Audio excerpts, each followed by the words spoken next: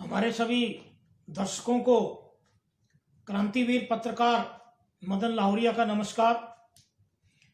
आज हमारी इस बुलंद आवाज चर्चा में हम जो चर्चा करने जा रहे हैं वो आज का हमारा विषय है, एक तानाशाह बादशाह पड़ा जनता पर भारी।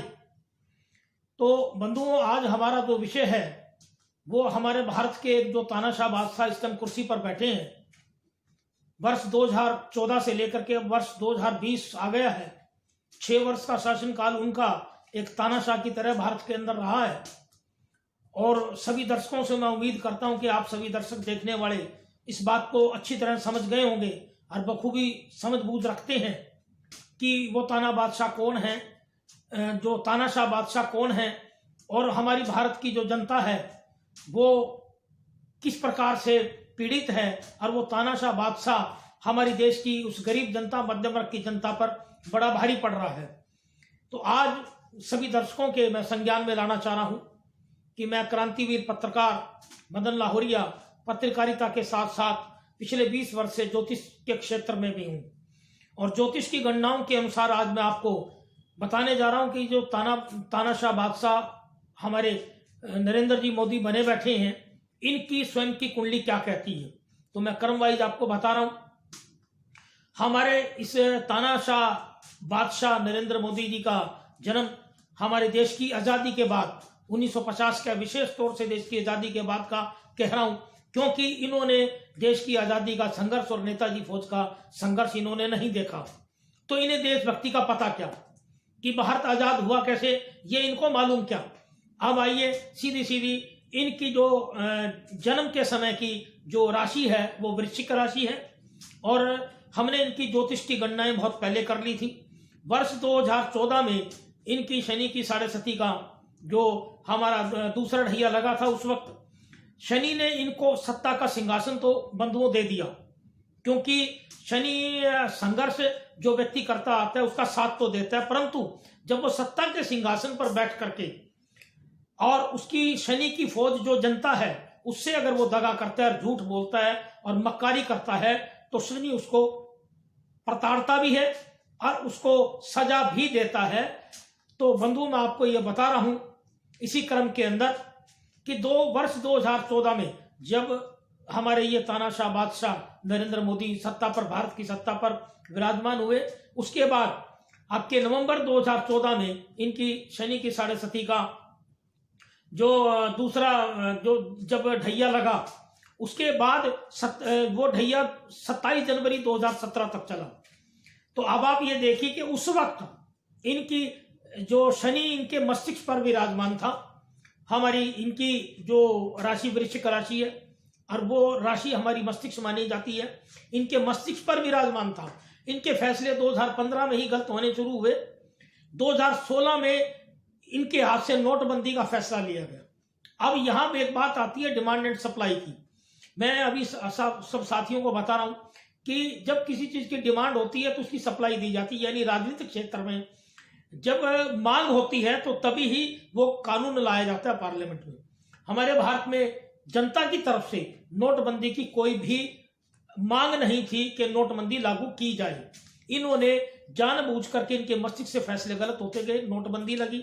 उसके बाद जीएसटी का फैसला आया, वो भी गलत हुआ। उसके बाद 3 तलाक का फैसला लाए मुस्लिमों के खिलाफ, वो भी गलत हुआ। फिर सीए का लाए, वो भी गलत हुआ। और उसी बीच इस दोबारा सत्ता में आने से पहले हमारे पुलवामा हमले में जो सैनिक मारे गए देश के, उसमें भी इनकी नीतियां और फैसले गलत थे। उसी प्रकार फिर ये दोबारा इनको मौका दिया शनि ने जनता की सेवा करने का, परंतु दोबारा मौका आने के बाद इस वक्त ये भारत का जो कोरोना पीरियड आया, कोरोना के समय भी इनकी नीतियां बहुत गलत थी। वो दूसरे देशों की तरह भारत में कोई दूसरे देशों की बजाय भारत में प्रभाव नहीं था और हमारे देश के गांव में भी प्रभाव नहीं कोरोना का। उसके बावजूद इन्होंने सारी मेडिकल इंडस्ट्री को लाभ देने के लिए देश की और कोरोना और उसके बाद लॉकडाउन लागू कर दिया, जबकि विश्व के दूसरे देशों में उनके अलग अलग स्टेटों में अलग अलग योजनाएं थी लॉकडाउन की।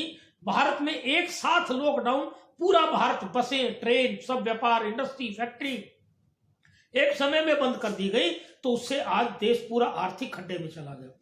तो इनके ये 4-5 फैसले गलत होते आ रहे थे 5 वर्षों से, और इनके मस्तिष्क पे शनि की छाया छाई हुई थी, और ये देश पर एक अपशकुन, एक महा अपशकुन भारत के जनता पर साबित हुए हैं। अब तो इन्होंने हद ही कर दी जब इन्होंने किसानों का ये बिल लेके आए। इन बिलों की किसी किसानों को कोई आवश्यकता नहीं थी, भारत की जनता को कोई जरूरत नहीं थी, ना ही किसी जनता ने मांग की। इन्होंने अपनी मनमर्जी चलाते हुए तीनों कृषि के कानून, ये काले कानून लेके आए। आज इस सर्दी के ठंड के अंदर, इस सर्दी भरी रातों के अंदर हजारों किसान दिल्ली के बॉर्डर के चारों तरफ रखे बैठे हुए धरने पे। आज 22वां 23वां दिन हो गया धरने का, और भारत की पूरी सरकार झूठ बोल रही है, मक्कारी कर रही है, और 22 किसान मर चुके हैं, सुप्रीम कोर्ट भी दाखिल हो चुका है। तो बंधु अब आइए कि ये इस टाइम इनकी जो शनि की 7.5 तो इस साल समाप्त हुई, परंतु इस वक्त इनकी राशि पर 25 सितंबर से, जो 25 सितंबर 2020 से इनकी राशि पर ही केतु ग्रह और सामने राहु ग्रह आ गए हैं।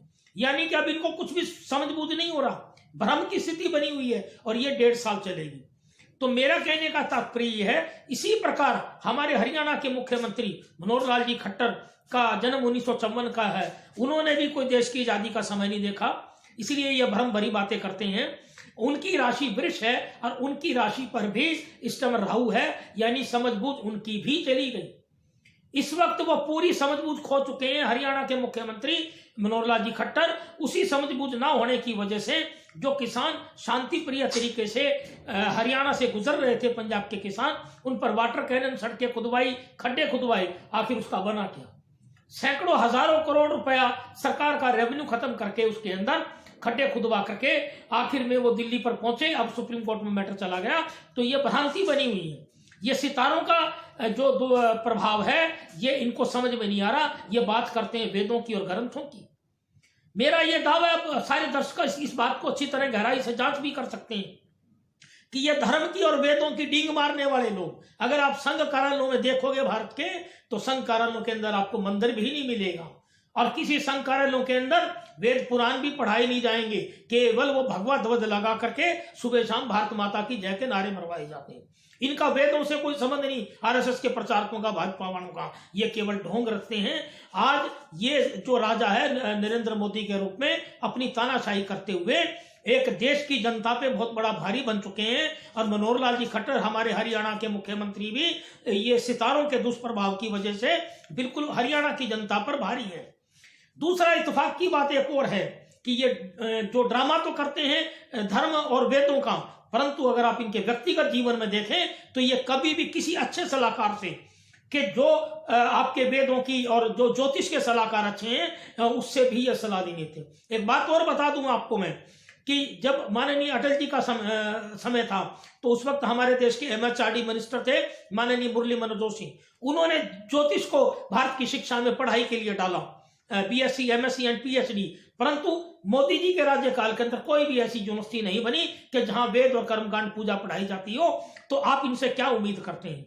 ये पूरे के पूरे शासक, ये वेदों में भी कहावत है कि जो जिनका कोई गृहस्थी नहीं है, जैसे हमारे हरियाणा के मुख्यमंत्री मनोहर लाल खट्टर, उत्तर प्रदेश के मुख्यमंत्री योगीनाथ, और देश के राजा तानाशाह के रूप में नरेंद्र मोदी, कि इनको कभी घरों का रीत नीति नहीं पता, गृहस्थ कैसे चलता है, किसान खेती कैसे करता है। तो बंधुओं, मैं यही आपकी अपनी बात विराम करते हुए सभी दर्शकों को यह संदेश देना चाहता हूं कि जो सितारों को नहीं मानते और केवल आडंबर करते अपनी जिद पे, तो आज ये दोनों हरियाणा के मुख्यमंत्री और देश के तानाशाह राजा नरेंद्र मोदी भारत की जनता पर पूरे भारी हैं। भारत की जनता से मैं गुजारिश करता हूं कि अब जनता ही विपक्ष बने, ताकि ये लड़ाई अब जनता अपने हाथ से लड़े और इस देश को आर्थिक बदहाली से बचाए। इनके सिर पर तो शनि पूरा छाया हुआ है, हरियाणा के मुख्यमंत्री और देश के तानाशाह राजा जो हमारे नरेंद्र मोदी हैं, उनके मस्तिष्क पर बिल्कुल शनि छाया हुआ है और इनको पूरी सजा देगा शनि, क्योंकि शनि की फौज जनता को ही ये पीड़ित कर रहे हैं। ये मैं मेरा संदेश, अंतिम संदेश दे रहा हूं एज ए पत्रकारिता के नाते भी, एक पत्रकार के नाते भी, और एक ज्योतिष में मेरा 20 साल का अनुभव है और मैं मेडिकल एस्ट्रोलॉजी पर बहुत बड़े रिसर्च के साथ काम कर रहा हूं। विद इसरो एंड नासा साइंटिस्टों के आधार पे। कोई ये ना समझे कि मैं कोई कर्मकांड पूजा में पाखंड कर रहा हूं, ये मैं तथ्यों पे आधारित, ज्योतिष की गणना में मैं इनकी तथ्यों के आधारित बोल रहा हूं कि इन दोनों बादशाहों का इस टाइम दिमाग पूरा भ्रमित है। हमारे देश के प्रधानमंत्री पूरे भ्रमित हैं और हरियाणा के मुख्यमंत्री पूरे भ्रमित हैं।